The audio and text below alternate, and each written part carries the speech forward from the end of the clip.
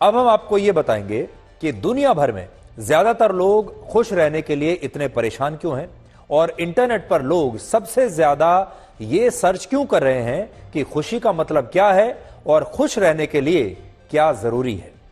यानी सब लोग खुश रहना चाहते हैं, खुश रहने के फॉर्मूले ढूंढ रहे हैं और खुश रहने के लिए ही पूरी दुनिया परेशान है। इंटरनेट पर मिले ताजा आंकड़ों के मुताबिक इस समय दुनिया में बहुत सारे लोग ऐसे हैं जो खुश रहने के लिए अक्सर चिंता और तनाव में रहते हैं और इनमें भी ऐसे लोग ज्यादा हैं जिनके पास अच्छी नौकरी है, बड़ी गाड़ी है, बड़ा घर है, जरूरत की तमाम सुख सुविधाएं हैं, पैसा है, लेकिन इन लोगों के जीवन में खुशी नहीं है।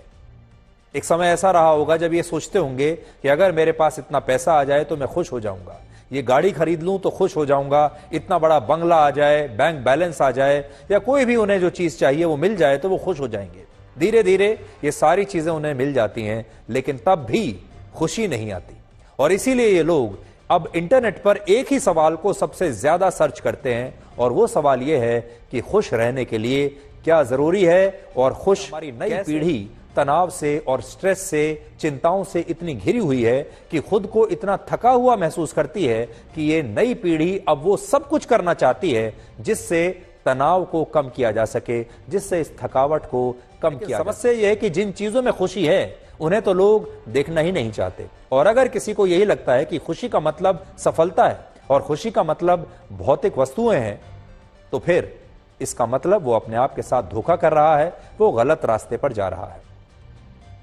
भारत रत्न से सम्मानित देश की सबसे लोकप्रिय गायिका लता मंगेशकर के पास उनके जीवन में सब कुछ था, लेकिन क्या आपको पता है कि वो इतनी सफल होने के बाद भी अक्सर ये कहा करती थी कि अगले जन्म में वो लता मंगेशकर नहीं बनना चाहती, क्योंकि दुनिया ने तो उनके आसपास की चकाचौंध को देखा है, उनके स्टारडम को देखा है, उनकी शोहरत को देखा है, उनके पैसे को देखा है, उनके स्टेटस को देखा है, उनकी सफलता को देखा है, लेकिन उस सफलता के पीछे उस कितने दुख हैं, कितना अंधेरा है वो नहीं देखा। उस सफलता में उन्हें उस खुशी की अनुभूति नहीं हुई जो खुशी वो अगले जन्म में एक साधारण महिला लता बनकर हासिल करना चाहती है।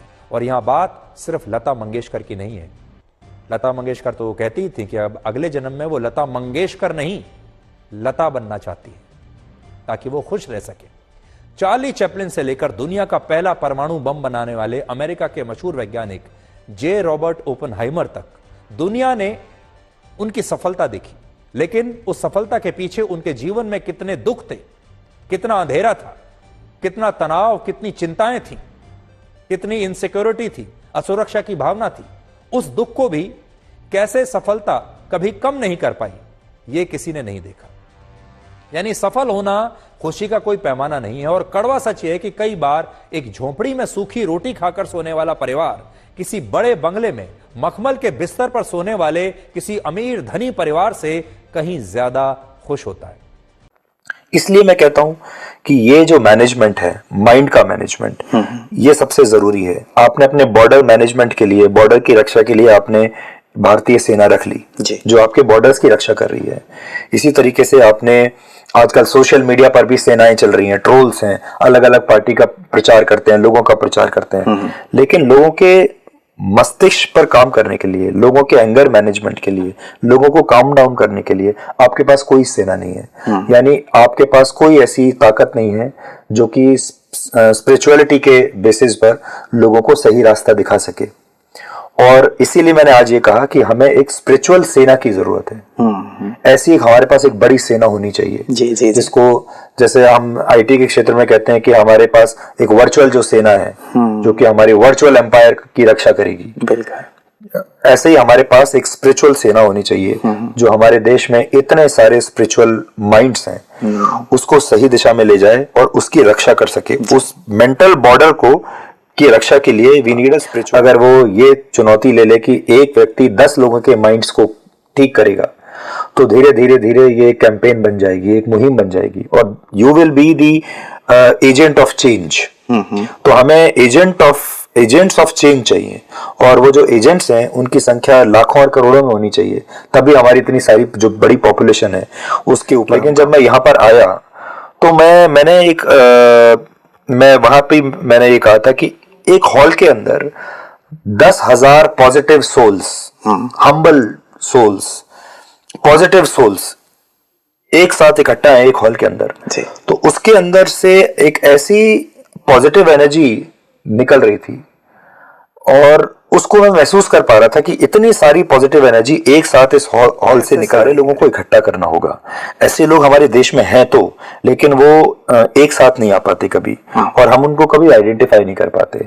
तो ब्रह्मा कुमारीज जो है वो एक ऐसा प्लेटफॉर्म है जहां ये ऐसे सारे लोगों को इन्होंने इकट्ठा किया। आप एक मंच पर हो और आप एक बड़ी ताकत बन पाए हो, तो जब ये ताकत एक साथ आई है तो ये ट्रांसफॉर्मेशन में लगेगी, इससे बदलाव आएगा। तो ये एक बहुत बड़ा एक प्लस पॉइंट है इस जगह के लिए। तो मुझे लगता है कि अगर इसको और ज्यादा बढ़ाया जाए और ज्यादा लोगों को इकट्ठा किया जाए, मुझे यकीन है कि आपका करीब 9,000 सेंटर्स हैं दुनिया भर में और 150 देशों में आपकी ब्रांचेस हैं, तो आपने ज्योग्राफिकल बाउंड्रीज तो वैसे भी तोड़ दी हैं 150 देशों में जाकर। इसके अलावा जो मेंटल बाउंड्रीज हैं वो भी टूट रही हैं, क्योंकि मैंने देखा बहुत सारे देशों के लोग यहाँ आए हुए थे। जिंदगी के मर्म को लेकिन समझा, और आज उस मर्म को दूसरों को भी समझाने की कोशिश कर रही हैं हमारी तेजस्विनी, जिन्होंने दुनिया को ये बताया कि आखिर खुशियों को कैसे पा सकते हैं। हम हमेशा प्रसन्न चित्त में परिवर्तन लाना होता है, संस्कारों में बदलाव लाना होता है, सोच को एक अलग तरह से एक पॉजिटिव वे में होता है। ये कहना तो बहुत आसान है, लेकिन इसको अपने जीवन में उतार पाना बड़ा मुश्किल। आत्मा नाम की चीज लोगों में से खत्म हो रही है।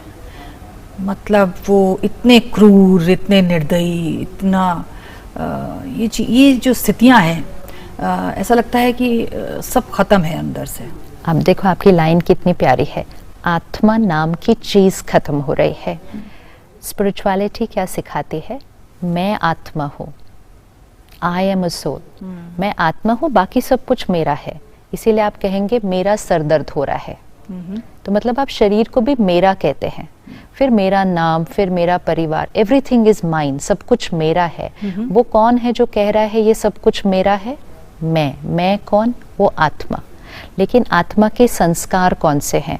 पवित्रता, प्यार, शांति, शक्ति और खुशी। इन संस्कारों को अगर आपने यूज कर लिया तो आप आत्मा के संस्कारों को यूज कर रहे हैं।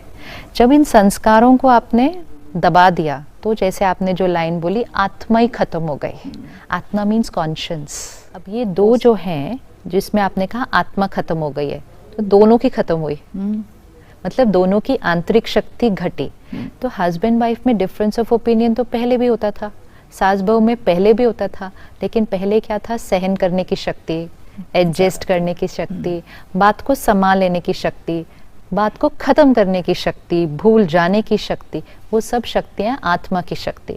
जब वो आत्मा को एनर्जाइज नहीं किया तो हम कहते हैं मैं क्यों बोलूँ, मैं क्यों छोड़ूं, मैं क्यों झुकूं।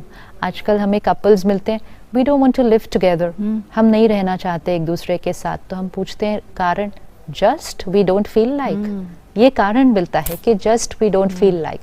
तो वो चीज़ है, आंतरिक शक्ति जब तक इंडिविजुअल की नहीं होगी, रिश्तों में देने की ताकत नहीं होगी। तो रिश्ते हो गए मुझे चाहिए, मुझे प्यार चाहिए, मुझे सम्मान चाहिए। रिश्ते मांगने के लिए और लेने के लिए नहीं होता, रिश्ते सिर्फ देने के लिए होता है। लेकिन देने के लिए फिर खुद को भरो और फिर सारा दिन सबको देते जाओ। तो ये जो आत्मिक शक्ति या आत्मिक बल जिसकी बात आप कर रही हैं, चलते चलते ये कुछ टिप्स दीजिए हमें कि क्या ऐसी वो चीज़ें हैं जिन्हें हमें ज़िंदगी में लाना पड़ेगा ताकि एक बदलाव अपने जीवन में हम कर सकें। आत्मिक शक्ति मतलब हमें अपने इमोशनल डाइट को पहले चेक करना है। जो हम सुनते हैं, पढ़ते हैं, देखते हैं, उसी से हमारी सोच बनती है। जैसे आपने अभी कहा ना, बच्चों के ऊपर मीडिया और सोशल मीडिया का असर। तो जब तक आप और मैं स्कूल में थे, हमारे पास उतना मीडिया और सोशल मीडिया नहीं था। तो इन्फॉर्मेशन जो हम कंज्यूम कर रहे थे बहुत कम एंड क्वालिटी बहुत डिफरेंट। जैसे हम अपनी फिजिकल डाइट का ध्यान रखते हैं ना कि ये नहीं खाना, ये खाना है, ऑर्गेनिक खाना है, सात्विक खाना है, तो जो सुन पढ़ देख रहे हैं वो भी सात्विक होना चाहिए। तो आपके सीरियल कैसे देखने हैं आपने, मूवीज कौन सी देखनी है, न्यूज़ कितने बजे देखनी है, सुबह सुबह कुछ भी नेगेटिव अंदर नहीं जाना चाहिए।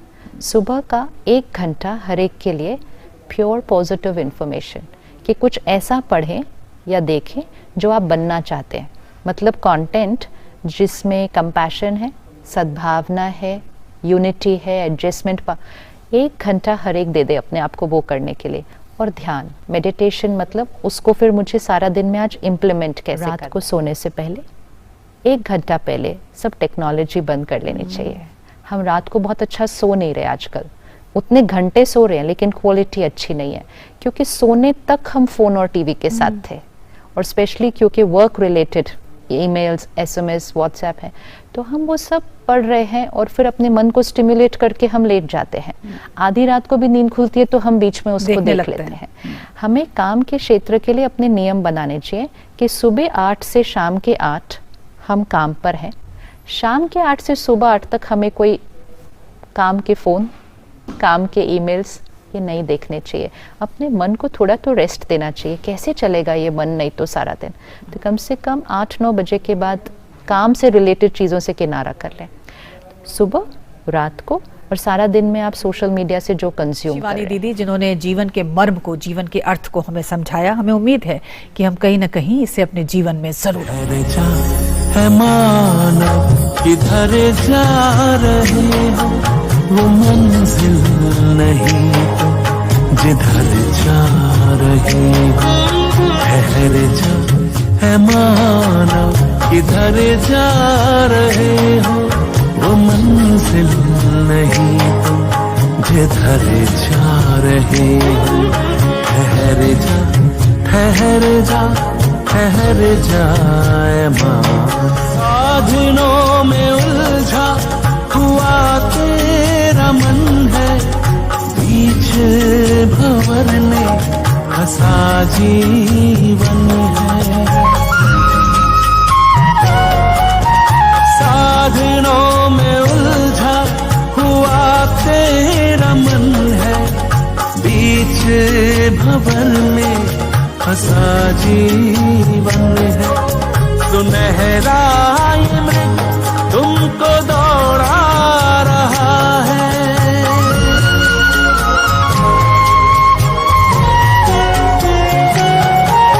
सुनहरा ये मृग तुमको दौड़ा रहा है। साया है तुमको जो भरमा रहा, मिथ्या है मन को जो बहका रहे हो। वो मंजिल नहीं तो जिधर जाओ बदले ये चिंतन की धारा, समझे प्रभु के समय का इशारा। सदियों से ढूंढे जिसे विश्व सारा,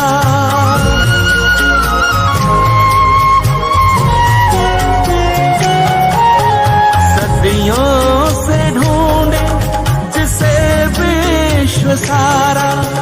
वो ही धरा पर स्वयं है पधारा, स्वयं है पधारा। सुना अनसुना क्यों, सुना अनसुना क्यों किए जा रहे हो। वो मंजिल नहीं तो जिधर जा रहे